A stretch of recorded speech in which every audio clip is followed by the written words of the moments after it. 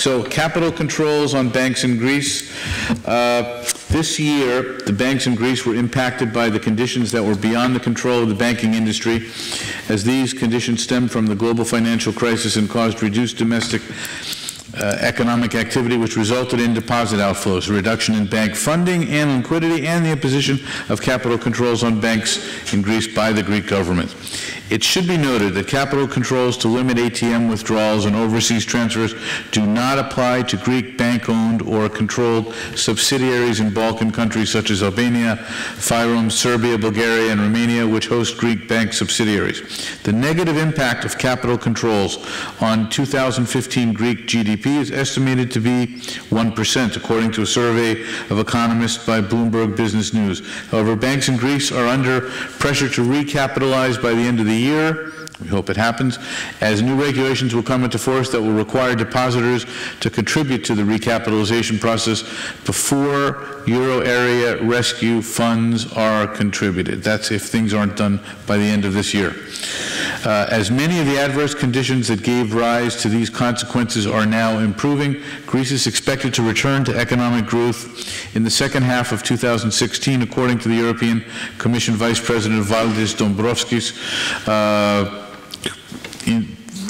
who may release that data in October 2015. So, to our Greek bankers on the panel, this is the question. We live in an age of international trade. The business operations of thousands of enterprises in the Balkans and beyond its borders have been impacted by these capital controls and are awaiting their removal. Affected individuals and enterprises have been asking, what are the basic steps that need to be taken before the capital controls can be lifted in totality? I start. Okay, Dr. Papazoglou first, and then we will, I guess, almost be done. For capital controls to be lifted, confidence must be restored. Confidence in the banking system, and that is not easy. Actually, capital controls are very easy to implement. It is just a decision by a minister, but it's very difficult to remove. For instance, in the case of Iceland, they put capital controls in 2008, and only recently they got rid of them. And in Cyprus, it took them 2 years. So it is not easy to say when will be lifted. However,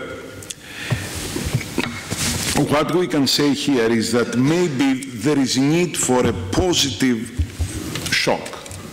In other words, I'll give you an example. In 1933, banks in the US were closed down for 6 days. And for them to open, the deposit guarantee system was introduced. That was a positive shock, very strong, which boosted confidence.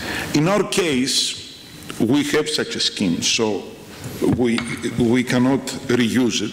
However, if we have a successful first program review, if we have a successful bank recapitalization, gradually, maybe in 2016, the capital controls will be lifted.